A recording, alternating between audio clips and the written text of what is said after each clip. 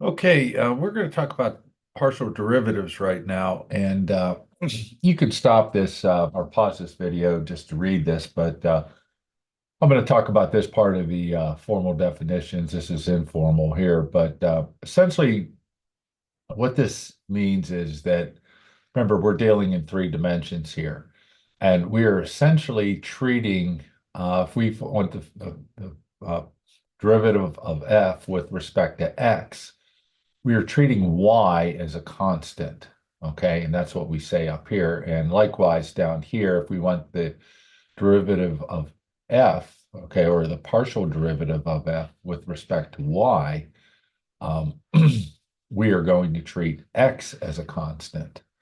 Notice this part of this expression over here is very similar to what we worked with when we first started looking at derivatives with one independent variable.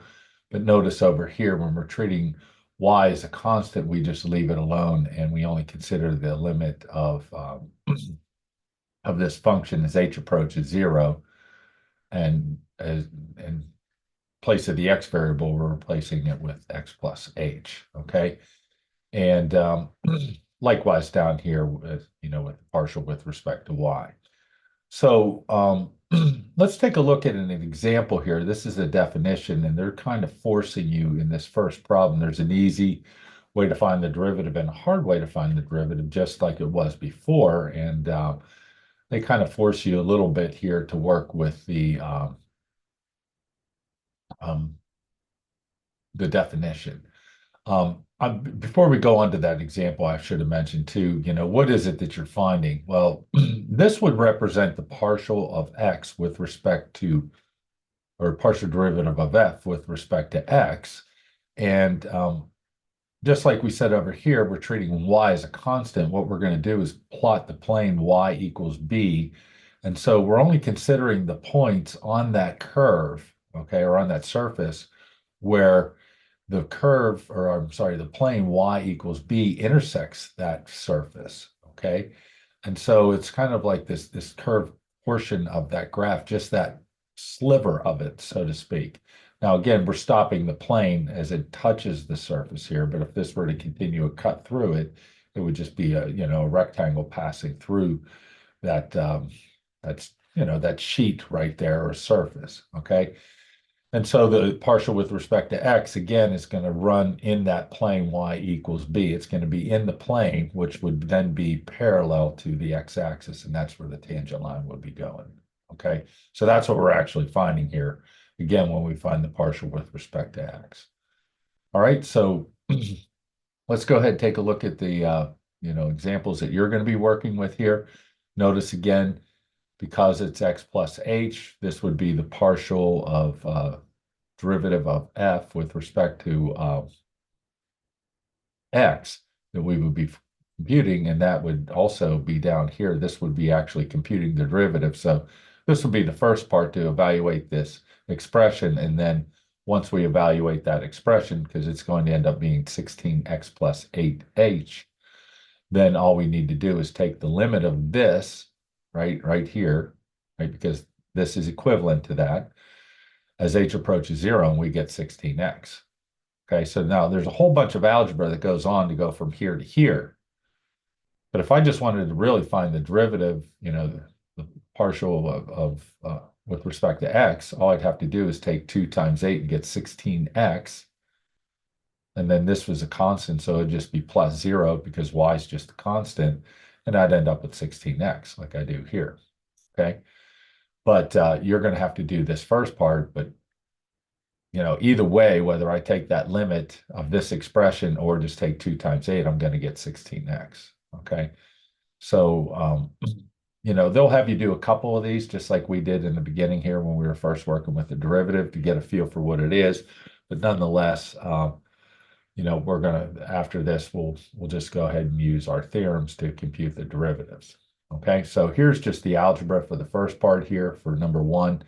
We have our function 8x squared plus 7y. So if I take f of x plus h comma y, basically I'm taking this expression here, I'm replacing the x with a 8x plus h. I do that here.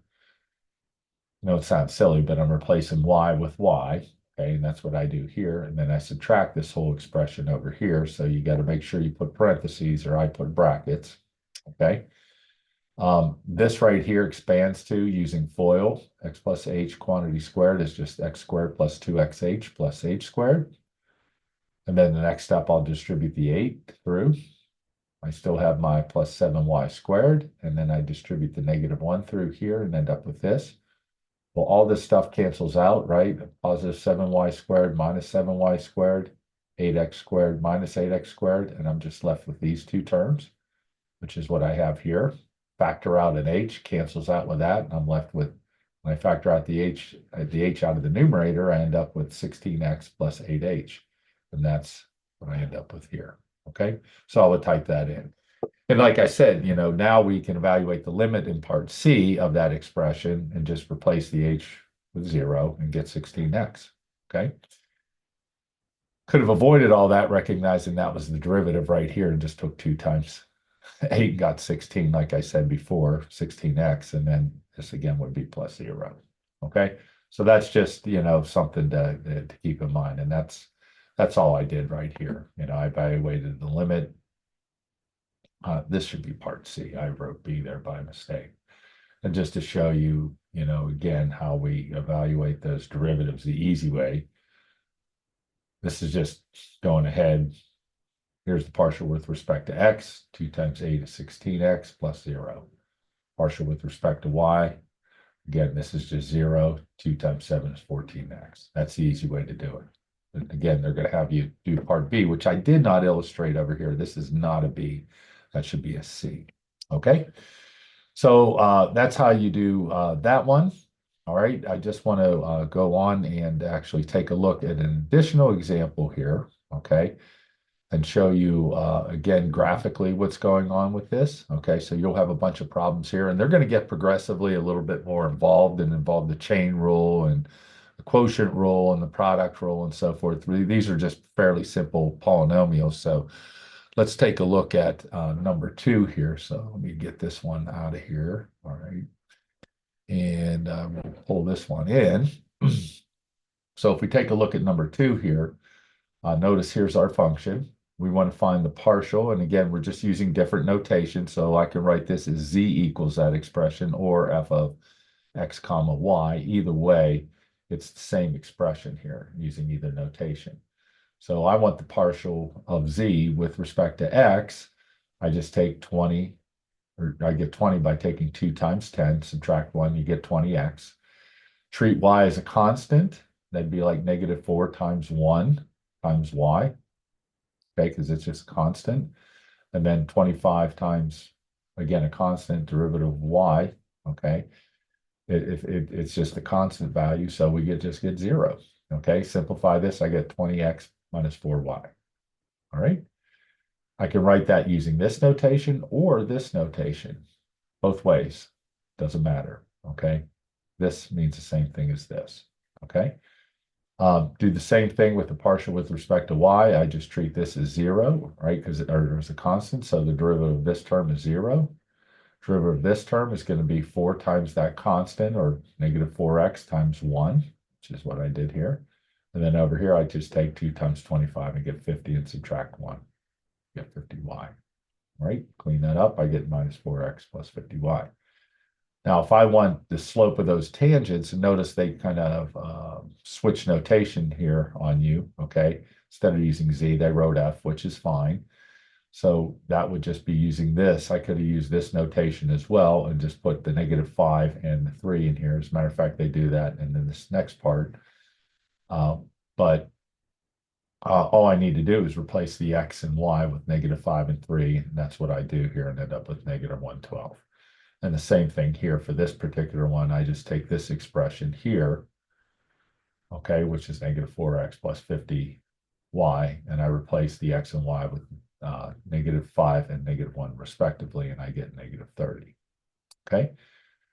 So I just wanted to, real quickly show you graphically what this means. I'm going to take this one here. Okay. So remember, we're treating x as a constant. So what I'm going to do is I'm going to graph the function, okay, the original function. And then I am going to also graph the plane, right, I'm going to fix x as -5. Okay, so I'm going to come over here and jump in and do that. And here's my x equal -5, and here's my expression z equals that function. And notice we get this yellow thing right here, and here's the plane y equals negative, or x equals -5. So if I'm looking down on the x-axis, you can see that's just a plane drawn here, okay? Now, where the 255 came from, all I did was replace x and y with -5 and -1 in this expression and simplify it, and I get 255. Notice my z-axis I had to manually change, and I went up actually to 500 so that we would be able to fit it in there. But notice x and y only go from, what is it, like -10 to 10 or something like that. Okay, so what is it that we found over here? Remember that value that we got was -30. That was the slope of the tangent line. So where does the tangent line fit here? Well, again, it's the partial with respect to y. So it's going to run parallel to the y-axis in the plane x equal -5. So that line's going to run parallel to this because it's going to lie in this plane, right? That plane's parallel with respect to the y-axis. Okay, it's just x equal -5. So if I spin it around this way, because you'll notice I come over here, my y-axis, right here. Okay, I want that going in the, I want that going in a positive direction. So I'm going to spin that around this way. Excuse me. See if I can get that spun around here. I'm all upside down. Let me try to get back around here. Okay. All right, I'll get it back around this way. There we go. Okay. So now you see the negative numbers go in this direction. So I'm kind of looking through here, but if I get that level like I do here, that slope is going to be the -30 going that way, running in that plane now that's kind of laying flat against us, or, running away from us if I tip it up like that, okay? It's going to be in that plane, and that's where that slope is going to be, okay? That -30, all right? Spin this around like that, okay? Then we can look at it from above, know that that tangent line's down there. We're looking right down on the z-axis. Again, that line's going to be in that plane right there. Just go down and nip that function, okay, right there, and it's going to have a slope of -30. Okay, you get that idea. Okay, you're going down this way. If I just point that x-axis right at us the best that I can. Sometimes this is a little bit slow responsive when I'm in Zoom. I don't know why it does that, but it does. Okay. And so that's essentially what we found here when we found this partial derivative. Okay, that's how we represent it. Now, do you need to know that to do these types of problems? Okay, in terms of number two, absolutely not. You don't need to know what it looks like. Okay, but I think it does help to know what it looks like, what you found, and that's the slope of that tangent line in that plane. Okay, that's what a partial derivative is. All right. So what we're going to do is come back next video and talk about how to find, use these to find maxes and mins. You have some more challenging ones. If I just scroll ahead here, I just don't have time to make videos for all of these, but what you will have to do is use the chain rule, and just remember, whatever, when I'm finding the partial with respect to x, I'm going to just treat y as a constant, okay? And likewise over here, when I find the partial of y, or partial derivative of f with respect to y, then what I will do is I will treat x as a constant, okay? So you got a lot of these to do. You're going to have to use a chain rule, like I said, and it'll take you a little bit of time, but with practice and stuff like that, you'll get better. So, all right, we'll see you next video when we talk about finding maxes and mins on surfaces.